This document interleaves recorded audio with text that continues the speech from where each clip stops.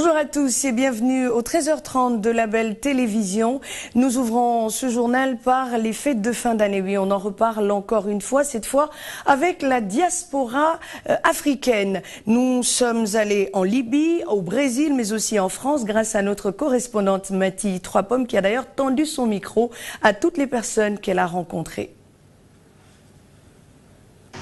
Voilà, il ne reste plus maintenant qu'à vous souhaiter un joyeux, on va dire, une bonne et heureuse année 2018 de la part de toute la diaspora africaine, qu'elle soit au Japon, en France, en Amérique latine ou partout dans le monde. Et ce sera également avec des amis aussi français. Bonjour à tous, je m'appelle Ibrahim Conté, je suis d'origine sénégalaise, je suis infirmier à l'hôpital de Nice.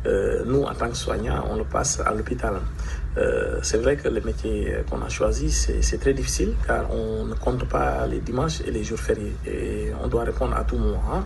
C'est un métier très difficile et très noble aussi. Hein. On est fiers de notre métier car on prend en charge des vies, surtout des personnes les plus vulnérables qui ont besoin d'aide, hein, d'assistance, voilà, sur tous les plans psychologiques, somatiques et social aussi. Donc en tant que soignant, on est content de notre métier. L'année passée, on avait fêté les fêtes de fin d'année à la maison. Bon, cette année, on le fête ici. On n'a pas trop le choix. On aimerait bien le fêter au pays, hein, au Sénégal. Mais en tant qu'immigré, on est là pour bosser. Donc l'année prochaine, voilà, décembre 2018, on souhaiterait le passer au Sénégal. Donc voilà, c'était pour vous présenter comment on va fêter la fin d'année, quoi. Je souhaite une bonne année 2018 à tout le personnel de la Belle TV et plein de succès à votre nouvelle chaîne de télévision. Et merci, à bientôt. Et donc, on va dire bonne heureuse année à on va dire tous les responsables de la Belle TV, la chaîne panafricaine. Bonne heureuse année à tous les collègues également. Bonne année.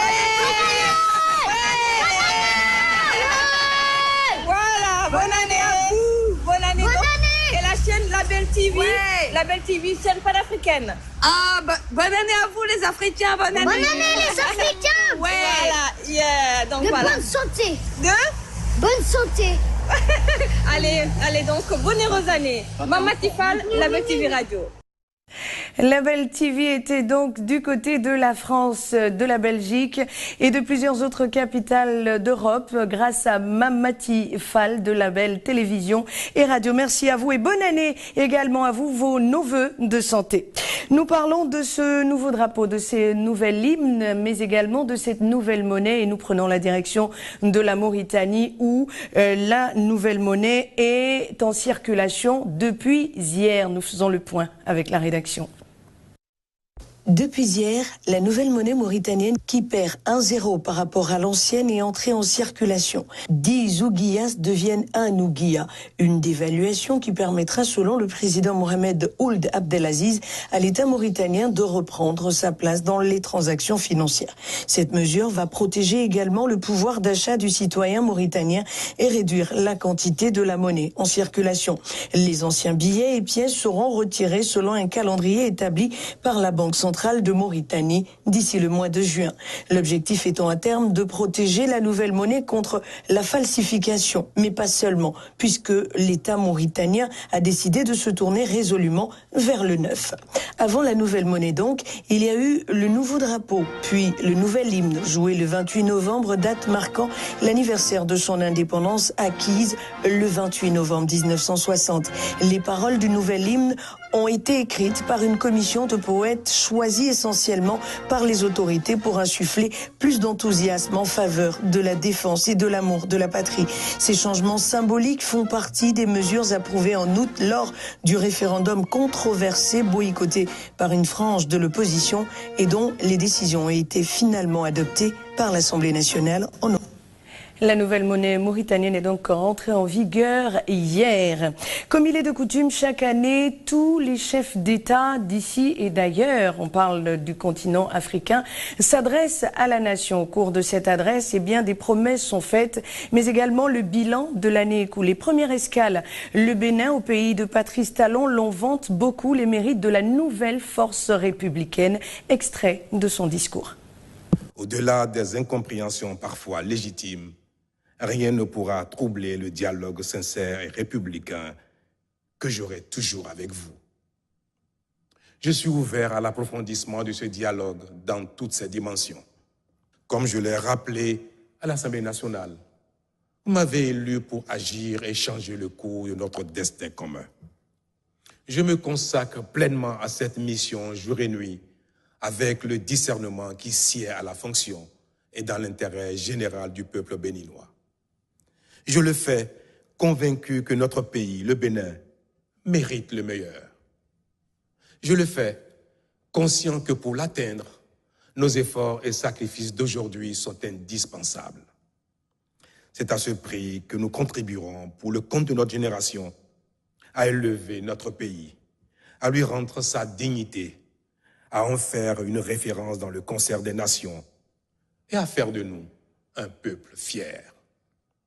À cet égard, j'apprécie à sa juste valeur la contribution de chacun de vous, de chacun de nous à la réalisation de cette grande cause. Mes chers compatriotes, tant que nous sommes en vie, nous sommes capables de mieux. Mais l'un des préalables à la pleine jouissance de la grâce de vie, c'est la sécurité, la paix, la quiétude partout où la vie s'exprime.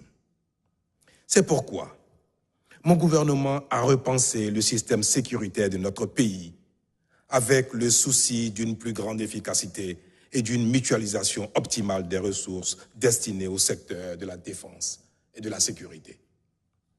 L'Assemblée nationale vient d'adopter le projet de loi portant création de la police républicaine. C'est elle qui sera désormais la force unique de sécurité intérieure. Il s'agit d'une nouvelle force issue de la fusion de la police et de la gendarmerie qui va concourir grandement au renforcement de la protection des citoyens et de leurs biens, et donc de leur mieux-être dans un cadre de vie apaisé et amélioré. Même son de cloche du côté du Mali où le président Ibrahim Boubacar Keïta s'est fait chantre du vivre ensemble. Voici un extrait de son allocution. Mes chers compatriotes, en ces temps modernes où plus rien dans la vie des nations n'échappe au peuple, les citoyens ont quotidiennement le loisir de juger ce que leurs dirigeants apportent au rayonnement de leur pays. Je sais donc compter sur la perspicacité de chaque Malien pour, par son propre jugement, apprécier si notre patrie inspire ou non le respect aux autres États. Vous avez en vos mains tous les éléments pour apprécier si les États qui comptent sur notre planète portent ou pas de l'intérêt au Mali. Bref, vous savez apprécier si votre drapeau national est respecté ou quelconque parmi les autres nations. À l'aube de l'année nouvelle, je voudrais vous inviter à vous appuyer tous sur le respect que nous inspirons en tant que nation, pour chacun dans son domaine, chacun là où il est, se demander ce qu'il peut faire pour que notre prestige en tant que citoyen de ce pays grandisse encore et encore. Tel est mon vœu le plus cher pour la patrie, pour l'année qui vient. Mes chers compatriotes, en cette circonstance solennelle, je voudrais aussi vous dire, ici, que je n'ai jamais parié contre cette nation. Et j'invite tous ceux qui aspirent à cet exaltant privilège de ne jamais miser contre ce peuple. Car ceux qui le font perdront à coup sûr. Nul doute. Oh, j'ai pu comprendre que pour certains, l'intérêt individuel de temps à autre prenne le pas sur l'intérêt collectif.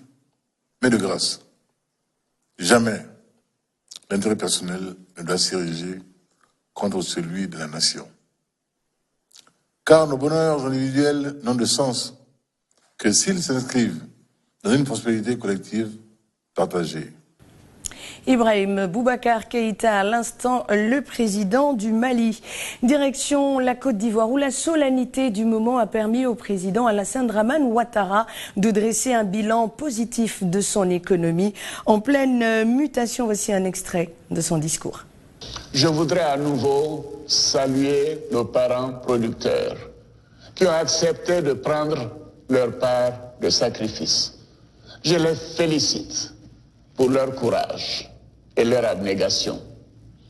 Le gouvernement a quant à lui pris toutes les mesures nécessaires pour continuer d'améliorer la gestion de la filière cacao et rendre le système plus résilient à de tels chocs à l'avenir. Dans cette perspective, nous continuerons d'augmenter les volumes de transformation locale de nos principales matières premières, notamment le cacao et l'anacarde. La transformation locale de nos matières premières traduit l'avancée de notre pays vers son industrialisation progressive, avec des produits à plus forte valeur ajoutée, la création de milliers d'emplois et de meilleurs prix aux producteurs. Nous devons assurer une participation plus importante de nos entreprises et PME nationales à ce processus de transformation de notre économie. Mes chers compatriotes, chers frères, chères sœurs, notre économie se porte globalement bien. Elle est solide, elle est résiliente. Après un taux de croissance moyen annuel de 9% sur la période 2012-2016, notre croissance économique devrait se situer autour du taux très appréciable de 8% en 2017, en dépit des fortes tensions internes et de la baisse des cours du cacao. Cette bonne performance de notre économie a permis de résorber la dette intérieure, en particulier vis-à-vis de nos petites et moyennes entreprises, en payant plus de 911 milliards de francs CFA à 8 914 fournisseurs et prestataires de l'État. L'économie ivoirienne se porte bien à l'instant avec le président ivoirien Alassane Dramane Ouattara. Direction le Tchad, avec son Excellence Idriss Déby Itno, qui est revenu sur ce qui a marché et qui a moins marché en 2017. Voici un extrait de son discours. L'année 2017 a été particulièrement éprouvante pour notre pays à l'image de 2 années précédentes. Nous avons fait face avec beaucoup de courage et de responsabilité à la conjoncture économique et financière. Mieux, le pays a trouvé les ressorts et les forces nécessaires pour nous permettre de mieux nous projeter dans le futur. L'organisation réussie de la conférence de mobilisation des ressources pour le financement du plan national de développement PND 2017-2021 est le symbole fort de cette volonté commune de mettre le Tchad sur la voie rectiligne du progrès et de la modernité. Ce 8 septembre 2017, à Paris, notre pays a été honoré par tous ses amis et partenaires. Les annonces de contributions qui ont été faites ont comblé toutes nos attentes. Et aujourd'hui, nombre de partenaires matérialisent leurs promesses. Le programme national de développement, il faut le noter, symbolise l'espoir du peuple tchadien, car il participe de cette dynamique commune visant à garantir un développement harmonieux et durable. Mes chers compatriotes, le cap fixé par le Programme national de développement nous amènera à atteindre de manière inexorable l'émergence à l'horizon 2030. C'est pourquoi chaque Tchadien et chaque Tchadien doit se sentir concerné par cet outil qui est le fruit d'une réflexion participative et inclusive. Nous devons tous, à l'unisson, déployer notre génie, notre inventivité et notre énergie créatrice pour maintenir toujours vive la flamme de l'espoir. L'espoir à l'instant avec le président Idriss Déby Itno du Tchad. Au pays de Paul Biya Bimvondo, l'on rassure sur l'organisation de la Coupe d'Afrique des Nations édition 2019. L'extrait du discours du président Paul Biya tout de suite sur la Belle Télévision. Mes chers compatriotes, au plan sportif, l'année qui s'achève nous a offert de belles victoires qu'il convient de saluer. Nos lions indomptables du football ont brillamment remporté leur 5e sacre continental. Notre équipe nationale de volleyball féminin nous a comblé de fierté en devenant championne d'Afrique ici même à Yaoundé. À travers les stades du monde entier, nos athlètes ont fait briller notre drapeau et résonner notre hymne national. La nation camerounaise, par ma voix, les félicite chaleureusement. En 2019, comme vous le savez, notre pays accueillera la grande famille du football continental à l'occasion de la Coupe d'Afrique des Nations. Ce sera l'occasion, au-delà de l'aspect purement sportif, de faire profiter à nos hôtes de la chaleur de l'hospitalité camerounaise.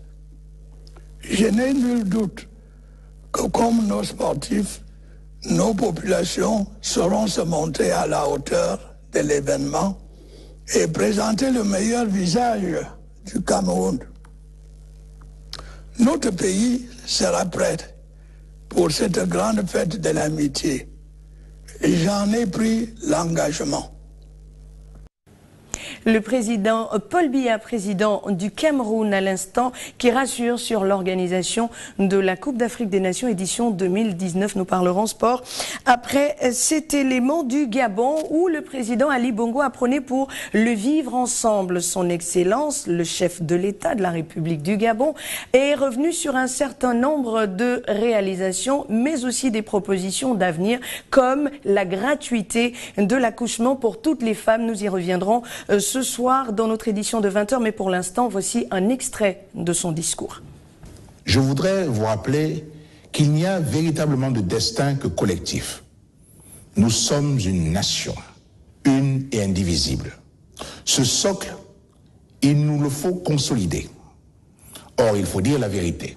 Durant l'année écoulée, ce qui nous sépare a eu tendance à prendre le pas sur ce qui nous unit. Cela, je ne le tolérerai jamais. Je suis déterminé à tout mettre en œuvre pour raffermir notre unité, retrouver notre cohésion. La cohésion, mes chers compatriotes, c'est en tant que président de la République mon ambition pour le Gabon. Et c'est également le maître mot de mon action. Pour être probante, cette notion de cohésion doit être à la fois concrète et globale, c'est-à-dire concerner tous les domaines qui touchent à la vie quotidienne des Gabonais et des Gabonaises.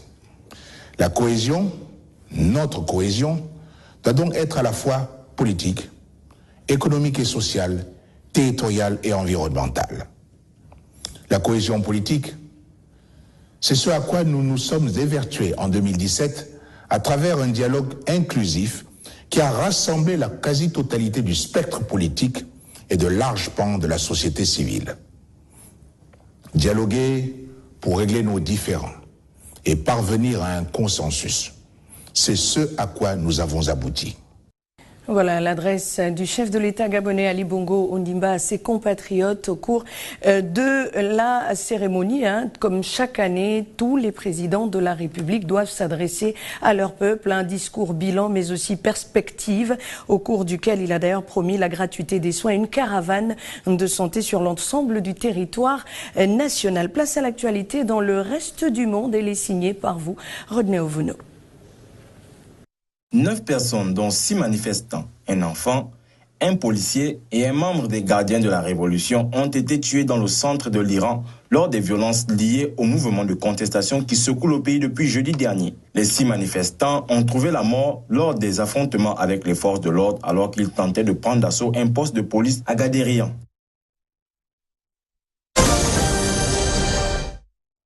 Aux États-Unis, l'affaire Weinstein n'a pas fini de faire couler de l'encre. Comme Meryl Streep, 300 femmes issues du monde du showbiz américain ont lancé la promotion d'une nouvelle campagne de lutte contre le harcèlement sexuel. Times Up, c'est de cela qu'il s'agit, a déjà permis de récolter plus de 13 millions de dollars. Les signataires du dit projet demandent en outre aux médias de s'intéresser au sort des femmes anonymes qui ne peuvent se défendre. À chacun son nouvel an. Chaque année, des milliers de personnes se jettent à l'eau pour la nouvelle année. Aux Pays-Bas, ils étaient 90 000 à braver les 7 degrés qu'affichait le thermomètre. À Dunkerque, en France, ils étaient un peu plus de 500 baigneurs à tenter le bain des givrés. En Estonie, par contre, ils étaient moins nombreux. Seules 20 personnes ont bravé le froid à Saaremaa, la plus grande île du pays. Rodney Ovono-Essono, merci à vous. Et cette triste nouvelle du décès de l'international gabonais Régis Manon. Il a joué à domicile, plus jamais il ne le fera. Il jouera désormais de l'autre côté du miroir. Ce dernier a tiré sa révérence. Les Gabonais, le monde sportif et l'ensemble du pays lui ont rendu hommage sur les réseaux sociaux. Retour sur la carrière particulière d'un homme au grand cœur. Après Guimbina, Azingo National vient à nouveau de perdre l'un de ses illustres représentants. Régis Manon n'est plus. L'ancien attaquant vedette de la sélection gabonaise est décédé des suites d'une longue maladie à l'âge de 52 ans. L'ancien international gabonais, fils de Paul Manon, a été l'un des meilleurs attaquants gabonais des années 1980 et 1990. Connu pour son explosivité et doté d'une frappe puissante, il était l'un des tauliers d'Azingo lors de la Coupe d'Afrique des Nations 96 en Afrique du Sud qui a vu le Gabon se hisser en quart de finale. Régis Manon a évolué de 1983 à 1990 à Tours FC en France et s'est illustré avec le Football Canon 105 de Libreville entre 1993 et 1996. Après une brillante carrière de joueur, Régis Manon s'était reconverti et avait embrassé la carrière d'entraîneur. Il a notamment coaché le Canon 105 et le Akanda Football Club. Voilà Régis Manon qui a donc livré son dernier match contre la maladie qui malheureusement a eu raison de lui et nous permet de refermer définitivement ce journal. Merci à l'équipe de la rédaction qui l'a préparé, à l'équipe technique qui vous a permis de nous regarder. Prochain regard de l'actualité, 19h30, Naïké Mbandong, 20h30, Georges Jaboquet. J'aurai le plaisir de vous retrouver demain, toujours sur La Belle Télévision, votre chaîne panafricaine.